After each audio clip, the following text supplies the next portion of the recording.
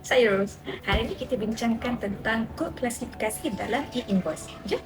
Secara ringkasnya, kod klasifikasi adalah sejenis transaksi dalam e-invoice. Terdapat 45 jenis kod iaitu dari 001 hingga ke 045.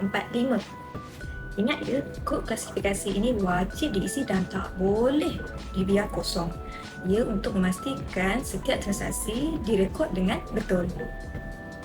Sebagai contoh, sekiranya anda menjual komputer, smartphone ataupun tablet, anda boleh menggunakan kod 003.